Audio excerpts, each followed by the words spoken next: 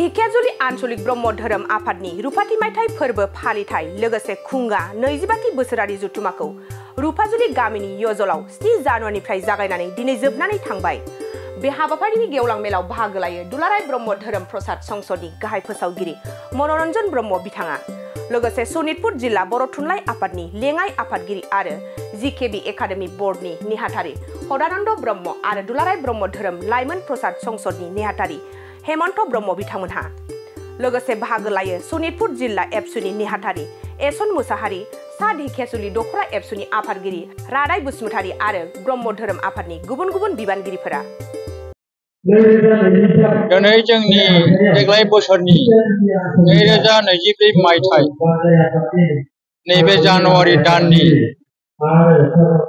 सानथामनि हाबाफारिजों खुंनो लानाय नैबे ढेकियाजुलि आनचलिक ब्रह्म धोरोम आफादनि जे देग्लाय बोसोरनि रुफाथि मायथाइ 25थि बोसोरसालिया जथुम्मा, बेवहाय जोंनि ढेकियाजुलि आनचलिक ब्रह्म धोरोम आफादजों लोगोसे बे आफादनि सिङावनो थानाय आनचलिक आइजो आफाद, आनचलिक लाइमोन आफाद आरो प्रसाद संसद जावजायै 7, 8 आरो 9 सानथामनि हाबाफारिजों खुंनो लानाय दिनै गेवलां मेल। बेवहाय आंखौ दिनै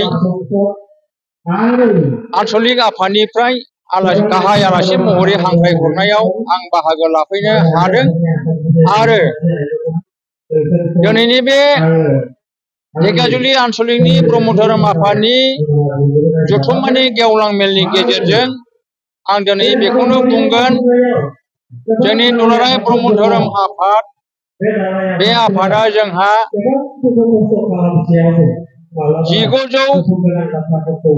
1975 मायथाइनि 1 सेप्तेम्बराव गायसनजानायमोन।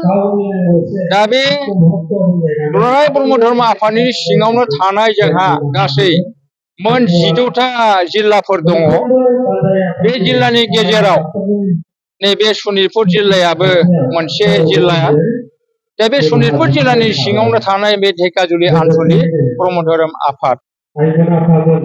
दा जोंनि सिबिनाय खान्थिया, ब्रह्म धर्मनि सिबिनाय खान्थिया गोदो गोदायनिफ्रायनो जोङो सृष्टि जाबोजेननायनिफ्राय सोरजिगिरि ब्रह्माया, सृष्टिकर्ता ब्रह्माया जगजों लोगोसे जेब्ला प्रजाफोरखौ सोरजिदोंमोन, बै समनिफ्रायनो थाबोखानाय आरो लोगोसे बे मुगायाव बेदा सृष्टि जाबोनायनिफ्राय सुबुं माहारिया बे सैथो सनातन धोरोमखौ सिबिनायाव दिनै फैयै फैयै जोंनि बे दा थासारिसिम सफैनो हाबाय। बे ब्रह्म धर्मखौ जोंनिनो बर'निनो गेजेराव नायल' जाल' सासेल' परमहंस गुरुदेव कालिचरण ब्रह्म आफायानो कलकातायाव थानाय शिबनारायण परमहंस आफाजों 1905 मायथाइयाव दीक्षा लाना फैनानै 1906 मायथाइनिफ्राय बे ब्रह्म धर्मखौ प्रसार खालामफैदोंमोन। दा बे गुरु आफाया रुंसारि जालांबाय। अब्लाबो जोङो परमहंस गुरुदेव कालिचरण ब्रह्म आफानिजों भक्त जानानै, शिबनारायण परमहंस आफानिजों भक्त जानानै बे बैदिक सैथो सनातन धोरोमखौ जों दा सिबिगासिनो दङ आरो इयुनावबो सिबिलांबाय थागोन। आंनि नुनायाव आरो मिथिनायाव जोंहा देग्लाय नैबे 29थि बोसोरसालिया जथुम्माखौबो जोंनि दुलाराय ब्रह्म धोरोम आफादा गुवाहाटीनि बाथौफुरियाव फैगोन जानुवारि दाननि 21, 22, 23 खालाराव खुंफुंनो थाखाय आखायाव लानाय जादों।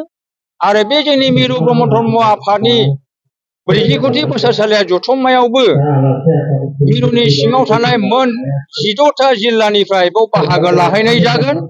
आरो बेवहाय जोङो दानि BJP government Himanta Biswa Sarma chief मिनिस्टारखौबो जोङो बेवहाय गाहाय आलासि महरै मोननो हादों। आरो बेजों लोगोसे जोंहा केबिनेट मन्त्रि थागोन, मन्त्रि उरखावगोरा ब्रह्म, बिटिआरनि चिफ प्रमद चन्द्र बर' आरो बेजों लोगोसे गोबां आलासिफोर थाबावगोन। दा जोङो बे सैथो धोरोमखौ दुलाराय बे आसाम हादोरसानि अनगायैबो आसाम हादोरसानि खाथि खाला थानाय उसुंसे रायजोफ्रावबो जों हानायखौ जोङो प्रसार खालामनो नाजादों। नै बावैसो जोङो सेन्ट्रेल अधिवेशननि उनाव जों बेंगलाव थांनो नागिरगासिनो दं। बेनि उनाव जों नेपालावबो थांनाय जागोन, नागालेण्ड मणिपुरावबो थांनाय जागोन। दा बे बैदि सैथो सनातन धर्मआ दा जोंनि नुनायाव गोबां सुबुं माहारिनि गेजेरावनो ब्रह्म धर्मनि बे बर'फोरनि अनगायैबो गुबुन गुबुन सम्प्रदाय हारि हारिसानि गेजेरावबो गोसारनायखौ जों नुनो मोनदों। बेनिखायनो जोङो बायजोआव थांनानै बे बैदि सैथो सनातन धर्मखौ जोङो प्रसार खालामनो थाखाय दा खाबु मोनदों। दा आङो बानजाय आफादनि आफादगिरि जानानै आं बुंनांगोन, दा बियो सानसे साननैनि बाथ्रा नङा। दा गोबां जोङो 2 मास मोननैसो सिगांनिफ्रायनो जोङो बेखौ गोबां माने माबाफोरनिफ्राय कालेक्सन एसे एनै बुथुमनानै दुखिया रायजोफोरनिफ्राय थाइसे थाइनै बुथुमनानै आरो गोबां माने दुखु खस्थ' खालामनाय माखासे ग्रुपबो दं आरो माखासे हान्जा दं। बे हान्जाफोरखौ लानानै बे खामानिखौ मावफुंदों। दा इतिमध्य जोङो सानथामनि हाबाफारिखौ जेनेबा मावफुंनानै दिनै खुंफुंनानै हरनो हाबाय। दा बेयाव आं बुंनांगोन, आंथ' सासे बानजाय आफादनि आफादगिरि जानानै, मानो होनना बुङोबा बे आं होनबा आं नङा। मानो होनना बुङोबा जोङो साफ्रोमबो मावथिया हान्जा जायफोर बानजाय आफादनि सिङाव मावथि सोद्रोमाफोर दङ, बे बिथांमोनखौ लानानै गोबांथार जोङो खामानिखौ मावनाय जादों। बिनि गेजेरजोंसो जों दिनै नैबे हाबाफारिखौ गोजोनै खुंफुंनो हादों। नोंथांमोना बे हाबाफारिखौ मा अक्ट'निफ्राय खुंनाय जानायमोन? ओरैनो जोङो थांनाय 7 आरो 8 आरो 9 बे सानथामनि हाबाफारि लानानै खुंनाय जादों।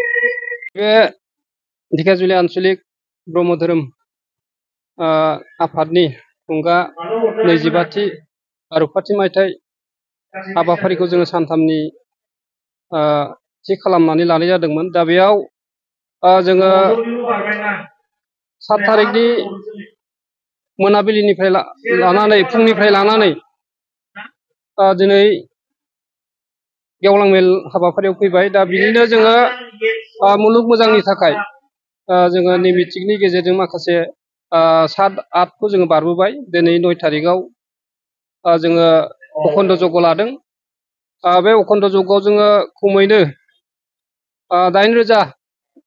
80,000नि जोङो जग्यनि जि मुवाफोर बेखौ बायनाय जादों। घि, मेवा प्रसाद, बिदिनो फिथाइ सामथाइ गासै लानानै 80,000 बे रांनि जोङो दिनै बे जग्यखौ होनाय जादों।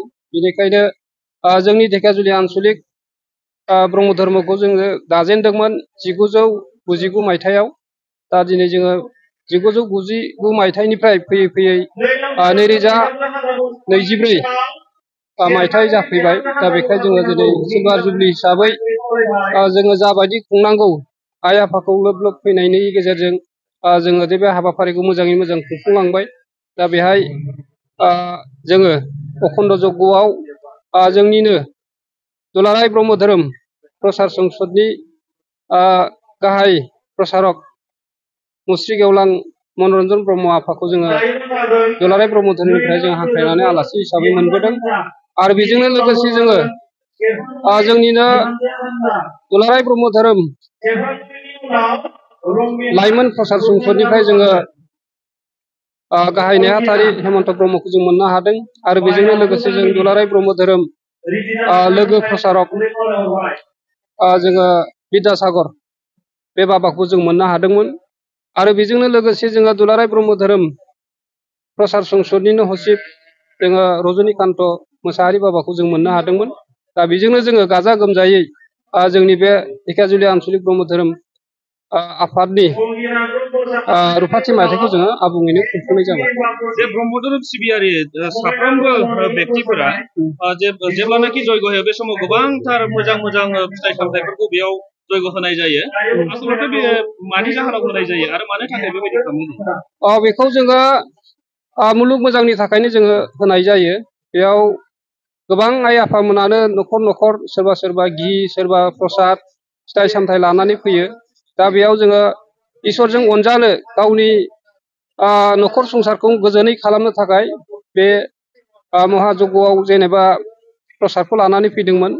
दा बेयाव जोङो परम ब्रह्मनिफ्राय अननायखौ मोननो थाखायनो बेबायदि हाबाखौ मावनाय जायो। मोनसे गोजोनथाव खौरां, क'क्राझार सहरनि जेडि र'डजों नांजाबनाय सुदेमपुरि गांजिमा बाजाराव थानाय आइ आफा मेडलाइफ BM हस्पिटालाव बेराम सोखानो हानायनि गोबां खाबु दं।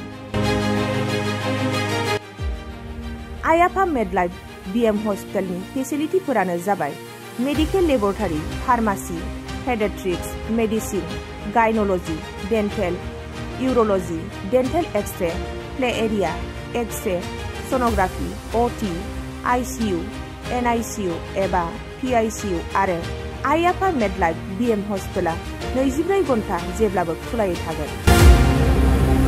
लांलाय लाबोलायनि एम्बुलेन्सआबो मोजाङै सार्भिस थागोन। ओनसोलनि सुबुंफोरा बेराम आजारफोरजों भुगिनानै थाना दंब्ला थाबैनो नोंथांनि देहाखौ फाहामथाय लानो क'क्राझार सहरनि सुदेमपुरि गांजिमा बाजाराव थानाय आइ आफा मेडलाइफ BM हस्पिटालाव गोख्रैनो फाहामथाय लाफैनो हागोन। आबुङै मिथिनो थाखाय 9101655430 एबा 8822 688 026 जानबुं नम्बराव खौरां लाहरनो हागोन।